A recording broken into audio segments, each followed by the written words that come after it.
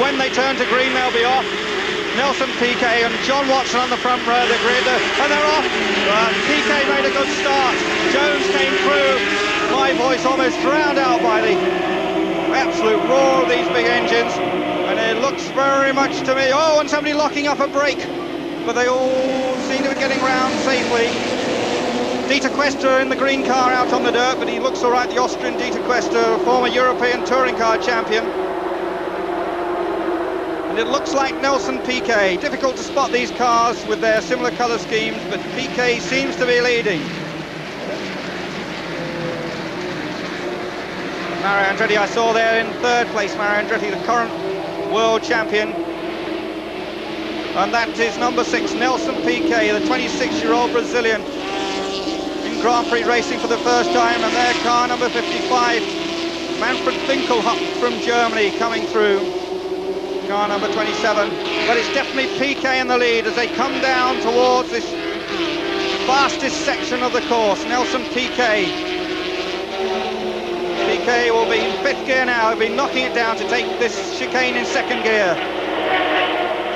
First Nelson Piquet, right behind him. Tucked in, it's Alan Jones, the Australian, in 2nd place. Alan Jones in 2nd place. Here we see Piquet trying to find a way past Schutz. Schutz only before this season driven in little Renault R5 races. Not surprising, he's going to be lapped. That there looks like Alan Jones. And there Piquet still trying to find a way. Piquet trying to find a way past Schutz. See how Schutz, the lesser experienced driver, braked before Piquet, holding him up a little bit. Can he get round? No, he's going to take the inside and accelerating out of that corner, overtakes and laps Schutz, the German driver. John Watson has indeed got ahead of Andretti, I hear. First man, Nelson Piquet, having an untroubled run. James Hunt back in the race. Racing cars. And really trying everything he knows to get past Winkelhock, taking a tighter line there through the coppice corner. And now trying down the outside, see if he can get past Winkelhock. The car seems, wheel to wheel at 155 miles an hour. Just look at that. And can he outbrake Winkelhock into the chicane? No, he can't. Tries around the outside, doesn't do it. Winkelhock still holds on to 3rd place. Right up his twin exhaust pipes there.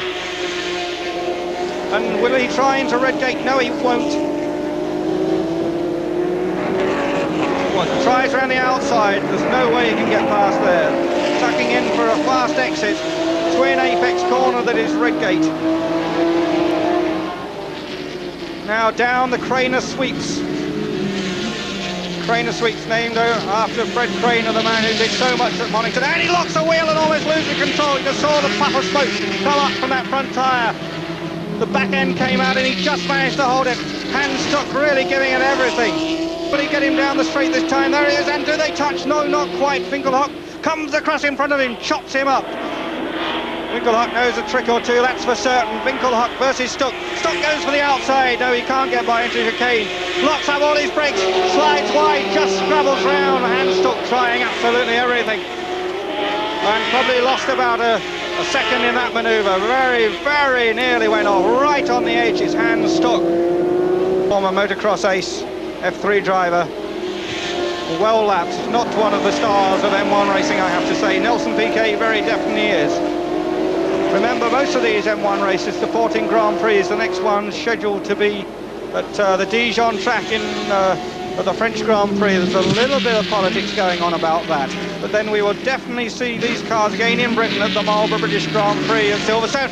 And off goes James Hunt, off into the sand, just pushed into the barrier a little bit, not much damage done. And James Hunt is having the most diabolical season, hasn't scored a single World Championship point so far with Wolf, and he can't even hang on to a BMW M1. Married. But that is the leader, Nelson Piquet. Piquet driving a faultless race, I have to say, while other more experienced Grand Prix drivers are having trouble. Nelson Piquet driving a faultless race. Schutz is into the pits to retire. So let's watch the style of this man, Nelson Piquet. Nelson Piquet on his very last lap now. This is the last lap. He has completed lap 29. So let's watch Nelson Piquet, just about a mile and a half now between Nelson Piquet and victory on this, the last lap of the Donington Procar race. Piquet, we have to say, spoilt it a little bit. He comes down the Craner curves for the last time. Into the old hairpin. No mistake there. He can take it a little bit easier now. His pit signals have told him that this is the last lap. He knows that Giacomelli is back in second place and not challenging. Piquet, the Brazilian, about to be the third winner of a Procar race. This only the third Procar race. Brakes hard now for that McLean's corner. A squirt of power, a squirt of the 470 brake horsepower, and then round the Coppice Bend. Third is Winkelhock. Fourth, right behind him, is Stuck. Fifth place, Hezemans. Sixth place, Kelleners. And Dieter Quester followed Kelleners home. Grand Prix drivers, apart from Piquet, a little disappointing. Giacomelli driving his own car, second, but of course a Grand Prix driver. So Nelson Piquet now driving around on his slowing down lap. He has more work to do this afternoon, gets his windscreen wiper going, but I don't believe there's any rain. He's probably just knocked the switch. So Nelson Piquet slowing down. All the marshals wave, and they wave to Hans Stuck, who put up such a brave performance to try and get past Winkelhock. That was the moment in the race for me when Stuck tried to barge past Winkelhock on the last at that chicane, didn't quite make it.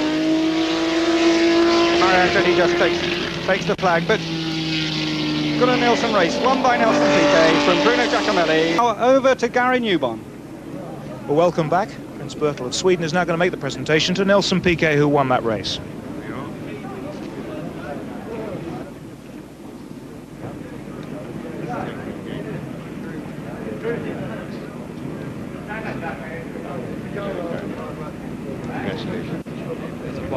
But I don't want it over. You can pour some over me. I never object to that. Well, I'll hold that for you, Nelson. Nelson, I'll just look at the champagne first of all.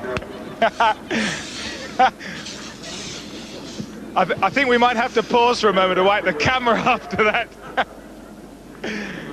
Well, we're going to look at you through champagne lenses, because that was a champagne race for you, Nelson. Led from the start. Yeah, I think very easy in the start, because the problem was the tires. They used to go very hard in the beginning, and we finished the tire for the end. And they keep very easy the car, and they finished well. Alan Jones looked as if he was going to challenge you there at the beginning. What happened? Did you see it? No, I didn't see it. I think he spun off, actually. Did you feel there were any other challenges coming towards you? No, no. Good, comfortable race. What are these Procar races like? It's a very good car. It's a very big engine. It's a very heavy car.